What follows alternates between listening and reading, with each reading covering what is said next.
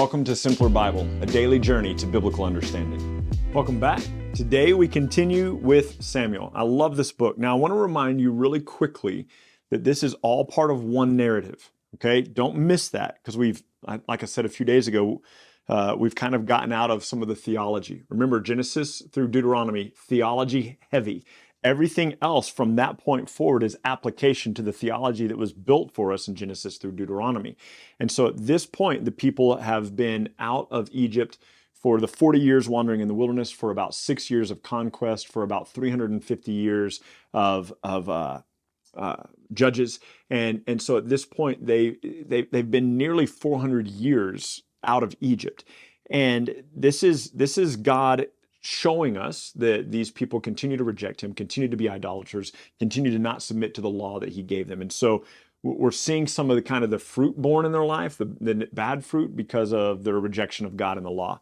So pick up with me, 1 Samuel chapter 8, beginning in verse 1. Now when Samuel became old, he made his sons judges over Israel. The name of the firstborn was Joel, and the name of his second, Abijah, and they were judges in Beersheba. Yet his sons did not walk in his ways, but turned aside after gain, and they took bribes and perverted justice. That might remind us of Eli's sons, Hophni and Phinehas, right? So, again, I can't spell and talk at the same time. Anyway, so Hophni and Phinehas, Eli's sons. One of the things that it says in Deuteronomy 16 is Moses, before he goes in and dies and before the people go into the promised land, he reminds them, don't take any bribes, because bribes pervert justice, pervert the eyes. And so these two sons of Samuel are wicked, unlike Samuel, all right? Verse 4 says, Then all the elders of Israel gathered together and came to Samuel at Ramah, that's his home, and they said to him, Behold, you are old, and your sons do not walk in your ways. Now appoint for us a king to judge us like all the nations. But this thing displeased Samuel when they said, Give us a king to judge us. And Samuel prayed to the Lord, and the Lord said to Samuel, Obey the voice of the people in all that they say, and this is key. For they have not rejected you, but they have rejected me from being king over them. This is the thing that the people of Israel had missed. It's not that they were without a king. God had been their king. He had cared for them. He had made covenants to Abraham, Isaac, and Jacob. He had taken them to Egypt. He had preserved them there. He had brought them out by power. He had built them into a great nation. God was their king. It's just that from the time that they left Egypt to this point, they have never faithfully served him. There have been people like Samuel who have served him, but the people as a whole have not served the Lord. And so they have rejected God from being their king. And it says this, according to all the deeds that they have done from the day that I brought them up out of Egypt, even to this day, forsaking me and serving other gods, so they are doing to you. So from the day that I brought them up out of Egypt to this day, roughly 400 years, they have rejected me. They've turned away from me. In Deuteronomy 9:7, God says something similar through Moses when he says, You've been rebellious since the day you came out of Egypt. And what we find is that not only was that true 40 years after they came out of Egypt, that's true of them 400 years after they come out of Egypt. They are still rebellious against God. They're still serving idols. And so they have turned away from the Lord. Now, verse 9, God still talking to Samuel says, Now then, obey their voice, only you shall solemnly warn them and show them the ways of the king who will rule over them. So Samuel told all the words of the Lord to the people who were asking for a king from him. And he said, These will be the ways of the king who reign over you. He will take your sons and appoint them to his chariots to be his horsemen and to run before him. He will appoint for himself commanders of thousands and commanders of fifties, some to plow his ground and reap his harvest, to make his implements of war and the equipment of his chariots. He will take your daughters to be perfumers and cooks. He will take the best of your fields and your vineyards and your olive orchards and give them to his servants. He will take 1/10 of all your grain and of your vineyards and give it to his officers and servants. He will take your male servants and your female servants and the best of your young men and your donkeys and put them to his work. He will take 1/10 of your flocks, and you will be his slaves. And in that day you will cry out because of your king whom you have chosen, but the Lord will not answer you in that day. So he says, look, you want a king? You want somebody other than me to rule over you? He said, fine. He goes, you want somebody other than me to rule over you? Here's what he's going to do. He's going to take your crops. He's going to take your herds. He's going to take your flocks. He's going to take your sons. He's going to take your daughters. He's going to take your income. He's going to make you his servants. You will end up serving the king. And I can't help but think a little bit that isn't that what government always does?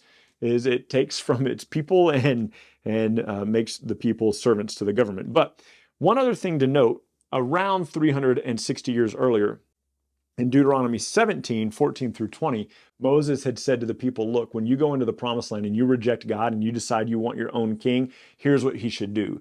The king should not gather horses for himself, shouldn't gather wealth for himself, shouldn't return to Egypt and queue for horses. All these things that, by the way, King Solomon will do, but I'll remind you of that when we get there. And he says what he should do is the king should write down his own copy under Levitical guidance, under the guidance of the priests. He should write down his own copy of the law, and he should study it every day so that his heart will be steadfast to God. By this point, 400 years later, no one's observing the law, so absolutely the kings aren't going to be observing it either. And even David, who's after God's own heart, isn't even familiar with the law anymore, and I'll show you that when we get there.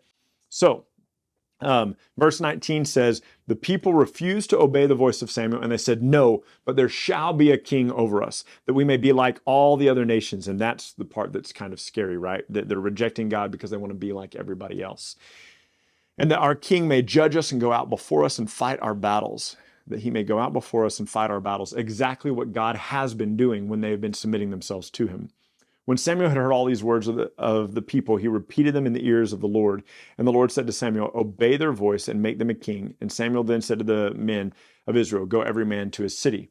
Now there was a man, chapter 9, there was a man of Benjamin whose name was Kish, the son of Abiel, the son of Zeror, the son of Bechorath, the son of Aphiah, a Benjamite, a man of wealth, and he had a son whose name was Saul, a handsome young man. There was not a man like him among the people of Israel, more handsome than he, and from his shoulders upward he was taller than all the other people.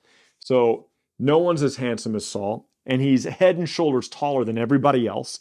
And this is the guy that God is going to appoint as a king. Remember, the people are demanding a king. And so God goes, fine, I'll give you a guy who looks like a king. I'll give you a guy who's head and shoulders taller than everybody else. I'll give you a guy that, I don't know, I'm making this up, of course, but looks good on the billboard on the highway, to Jerusalem or something. And so what happens is the donkeys of Kish go missing, and he sends his son Saul and one of his servants to go look for him.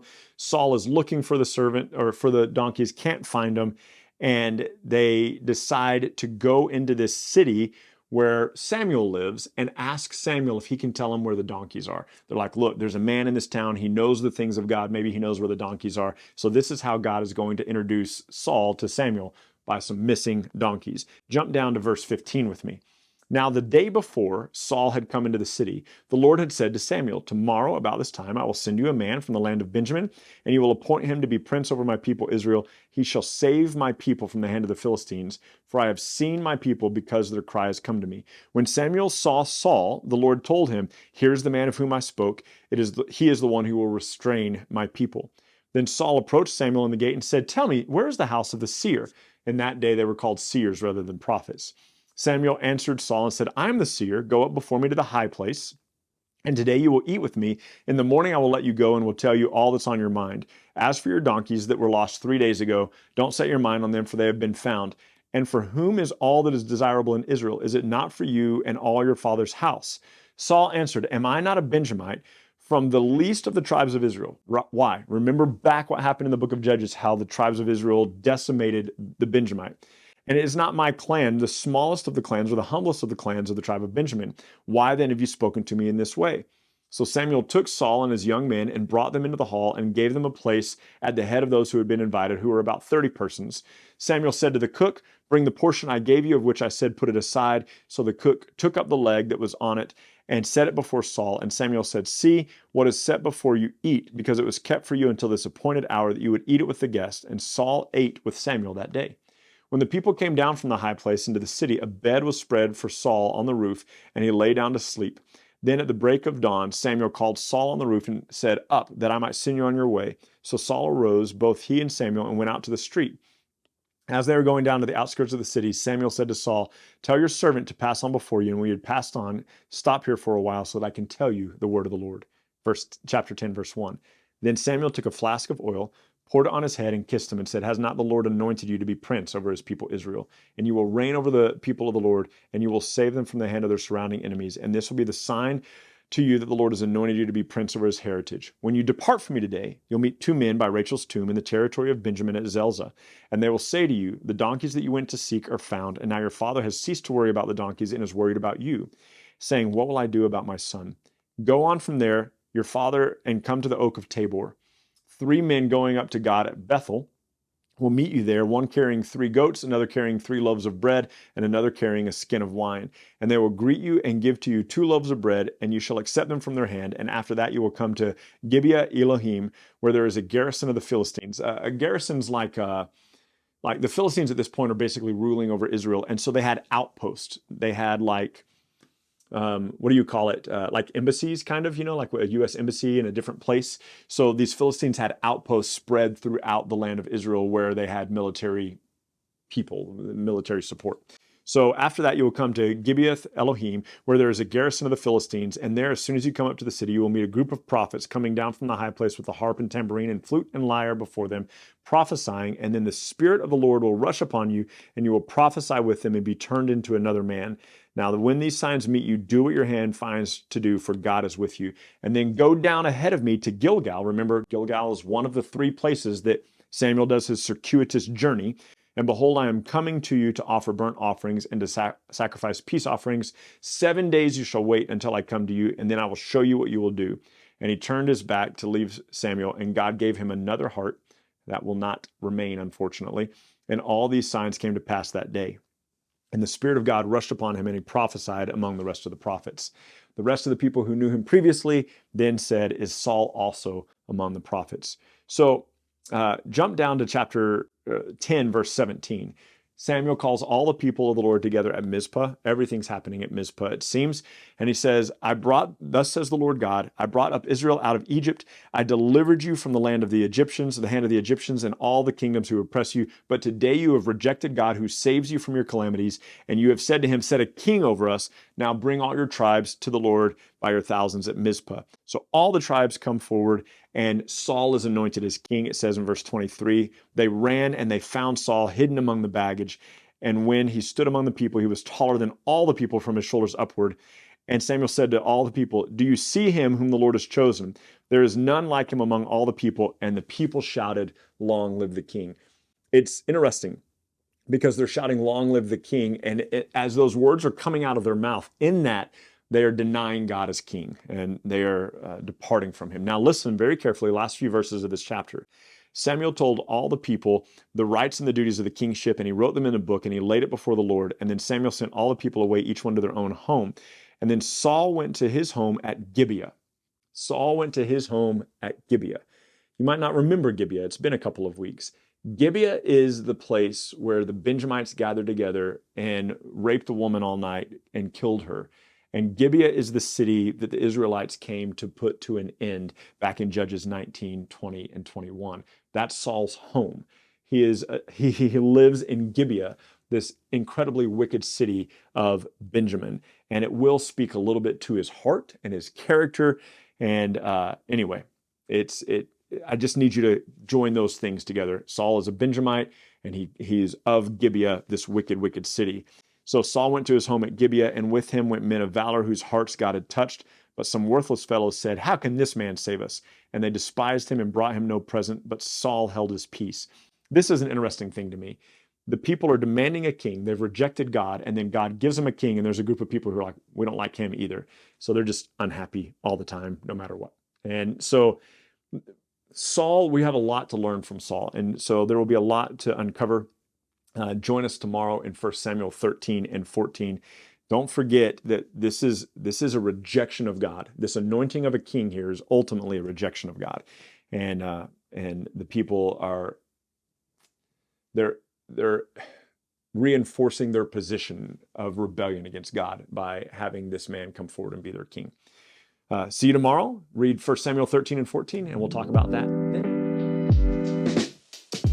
Thank you so much for journeying with us today at Simpler Bible through another section of Scripture where we come to know and understand God a little bit better. Look, if you're brand new to Simpler Bible, we have all sorts of resources available for you. Go to our website, simplerbible.com, and there you can find these videos, you can find our podcast, you can find links to our social media, and you can even find a blog post with additional scriptures if you want to go into a little bit more study than we had time to cover in this podcast and video today.